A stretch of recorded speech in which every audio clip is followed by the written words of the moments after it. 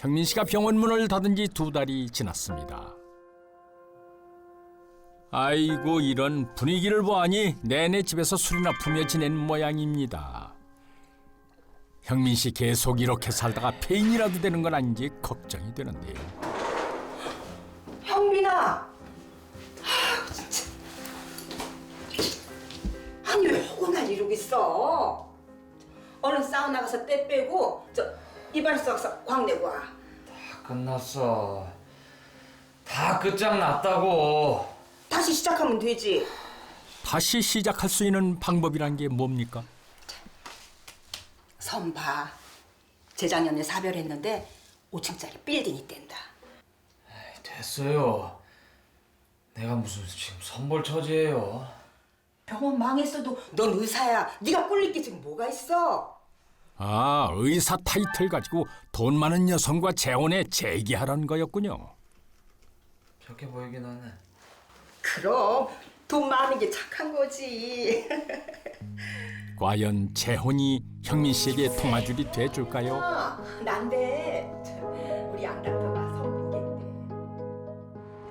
그로부터 며칠이 지난 뒤 형민 씨가 말쑥하게 차려입고 오랜만에 외출다운 외출을 했는데요. 혹시 이정현 씨? 네, 안녕하세요. 양형민입니다. 안녕하세요. 이정현입니다. 정현 씨는 직업도 외모도 빠지지 않는 형민 씨에게 호감을 가졌고 결혼은 일사천리로 진행됐습니다. 성형외과 개원이었던 씨는 불미스러운 일로 인해 병원을 폐업하고 수억 원의 빚까지 떠안게 됩니다. 취업도 여의치 않던 상황에서 씨는 10수억 원대의 재산을 보유하고 있는 정 씨와 재혼을 하게 됩니다. 씨는 씨의 도움을 받아 빚을 청산하고 지방의 성형외과 병원도 다시 열게 됐는데요. 그야말로 밑바닥까지 떨어졌다가 재혼을 통해 재기할 기회를 갖게 된 것입니다. 몇 달 뒤 형민 씨가 성형외과를 개업한 첫날 원장님, 저희 병원 첫 환자세요. 그래요. 얼른 모셔요. 아니, 이 여성은 도대체 얼굴에 어떤 문제가 어느 정도나 있기에 이렇게까지 빈틈없이 완전 무장을 한 것입니까? 보다 이런 환자 처음일 텐데요. 뭘 어떻게 도와드릴까요? 그런데 이 환자 어쩐지 수상하네요.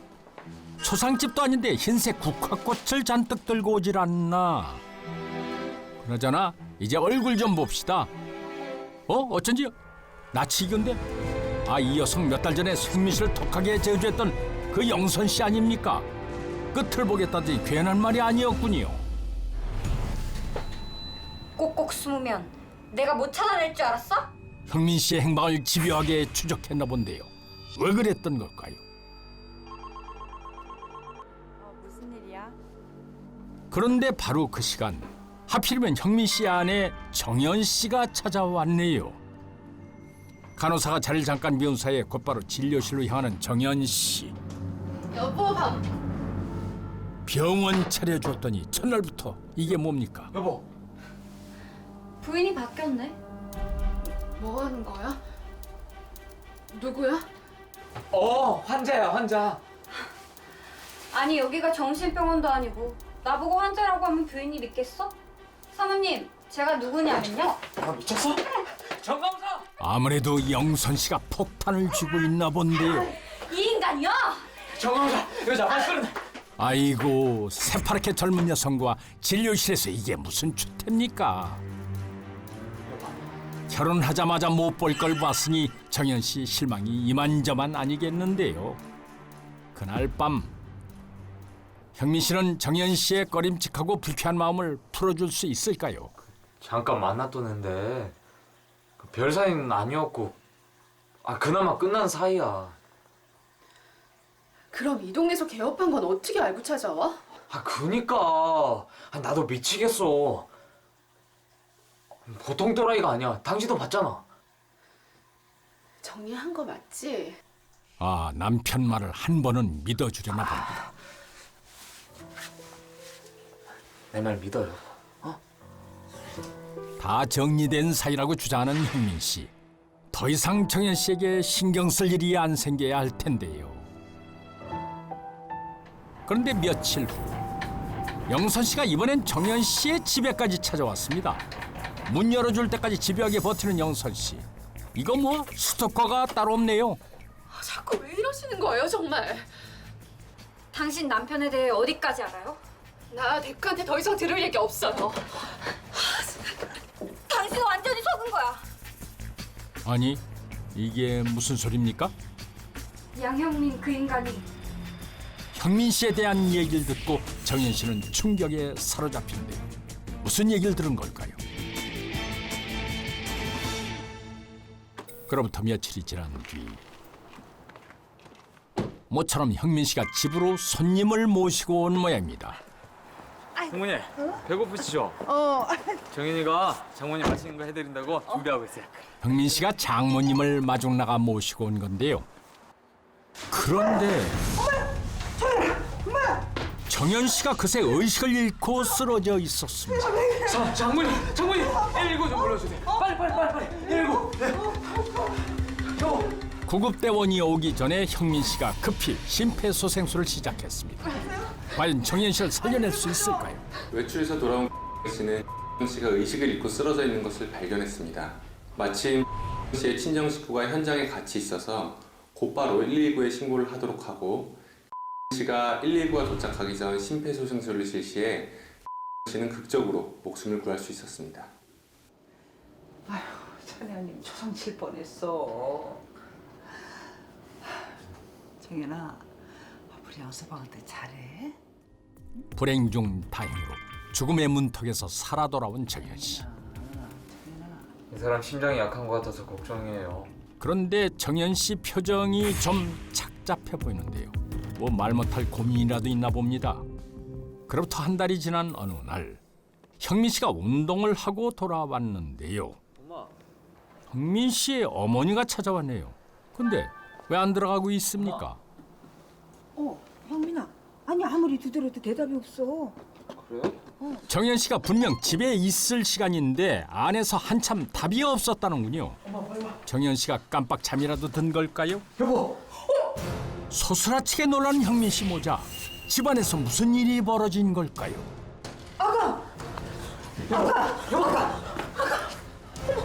엄마 체온이 많이 떨어졌어요. 119 좀 불러주세요. 119. 또 실신을 한 정연 씨. 호흡도 거의 멎은 상태인 듯합니다. 형민 씨가 다급하게 심폐소생술을 시작했습니다. 한 달 전 극적으로 소생했던 정연 씨. 하지만 이번엔 너무 늦게 발견된 탓일까요? 기적은 반복되지 않았습니다. 결국 정연 씨는 심정지로 허망하게 세상을 떠나고 말았습니다. 열흘 뒤 형민 씨가 정연 씨의 묘소를 찾았습니다. 가장 힘들었던 시기에 재기의 발판을 마련해 주었던 정연 씨. 형민 씨에게는 참으로 고마운 인연일 수밖에 없었는데요. 그런데 아니 영서 씨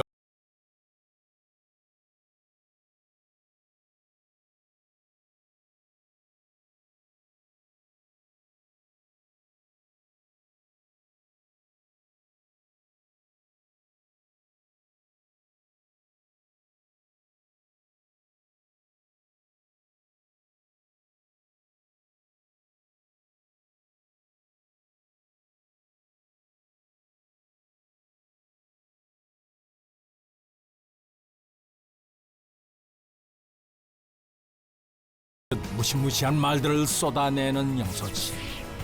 그런데 영선 씨의 언니를 형민 씨가 죽였다. 이건 또 무슨 얘기일까요? 이야기는 10달 전으로 거슬러 올라갑니다. 잘하고 와. 걱정 마. 이렇게 돼서 나올게. 알았어. 영선 씨의 언니는 형민 씨가 운영하던 성형외과의 환자였습니다. 처진 얼굴에 피부를 당겨주는 미용 수술을 받게 되는데요. 비교적 간단한 수술이라기에 큰 걱정은 없었습니다.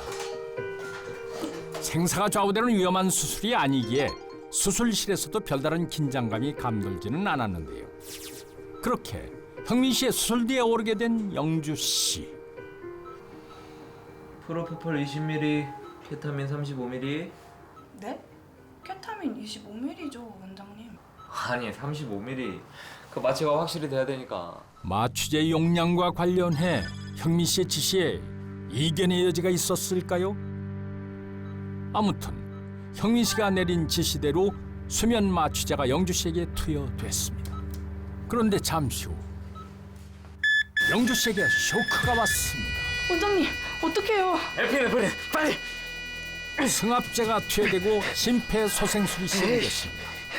하지만 영주 씨의 심장 박동은 돌아오지 않았습니다. 마취제 과다 투여로 인해 수술 도중 환자가 사망한 것입니다. 그때부터 형민 씨의 병원 앞에서 영선 씨는 1인 시위를 벌였습니다. 영선 씨는 형민 씨가 잘못을 인정하고 진심 어린 사과를 하기를 원했는데요.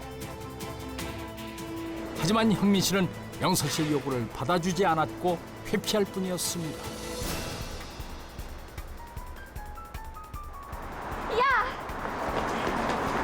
이 살인마야. 이거 영어빵입니다. 죽은 사람 살려내라는 것도 아니고 잘못을 인정하고 사과하라는데 그것도 못해? 그 몇 번을 말해요. 처방에는 문제가 없었습니다. 환자가 특이 체질인 걸 아니 나더러 어쩌라는 거예요? 내가 무슨 신이에요? 뭐?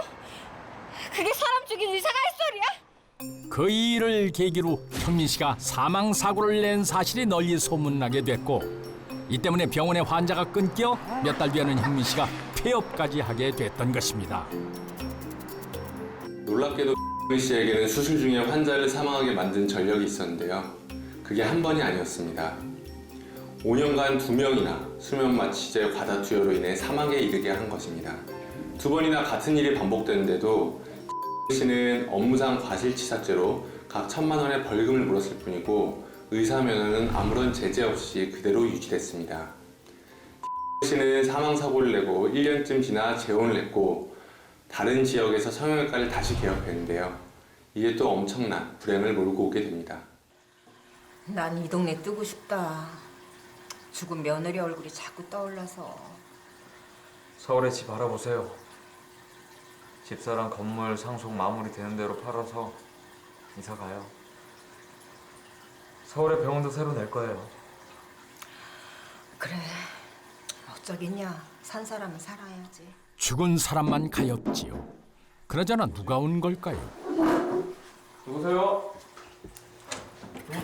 자, 장모님, 이 방송이 어쩐 일이세요? 왜 이래요? 네가 얼굴이 죽였지. 왜 이래? 아니 이 녀석아 미쳤나? 장모님, 집사람 심장마비로 죽은 거예요. 아니 그때 보셨잖아요. 그런데 안영민 씨, 경찰입니다. 본인 병원에서 아티반하고 베카론을 2차례에 걸쳐 반출하셨더군요. 네? 아, 그건 그 약물로 뭐 하셨습니까? 설마 나를 의심하는 거예요? 내가 왜요?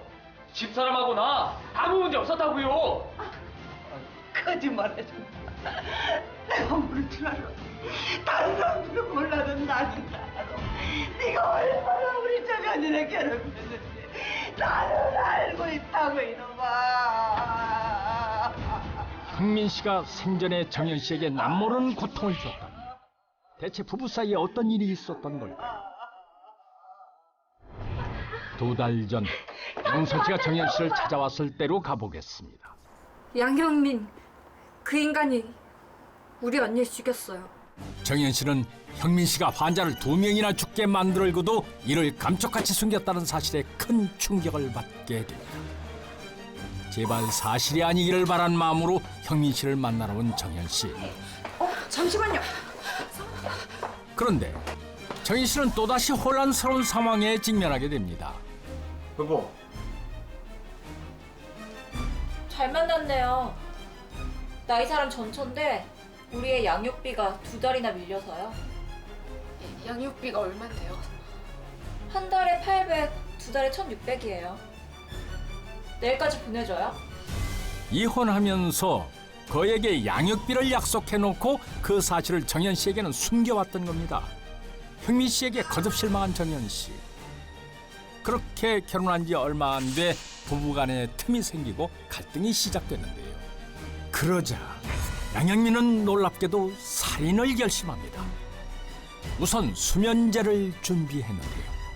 이 수면제엔 기억을 지우는 효능까지 있었습니다. 양양민이 자신을 살해할 생각까지 하고 있는 줄은 꿈에도 모르고 정현 씨는 수면제가 섞인 음료를 남김없이 마셨습니다. 그리고 잠시 후 정현 씨가 약에 취해 깊이 잠들기를 기다린 양양민은 호흡곤란을 유발하는 전신 마취제를 정현 씨에게 주입합니다. 그는 아내 씨에게 마취제를 투여하고 집을 비워 알리바이를 만들었습니다. 그 뒤 범행 수법이 매우 치밀했는데요. 씨가 실신한 상황을 씨의 친정 식구와 함께 목격하도록 한 뒤 그 앞에서 심폐소생술을 함으로써 철저하게 의심을 피했던 겁니다. 하지만 첫 시도는 미수로 그쳤습니다. 시간 계산을 잘못해 너무 빨리 응급처치를 했기 때문인데요. 정현아 괜찮아? 의도치 않게 양형민은 아내를 살린 장한 남편이 돼버렸습니다. 첫 시도가 실패로 돌아가자 씨와 그냥 잘 살아볼까 하는 생각을 했다고 합니다. 하지만 오래지 않아 다시 불화가 생겼고 같은 방법으로 씨를 살해했습니다. 범행은 완전 범죄로 끝나는 듯 했는데요.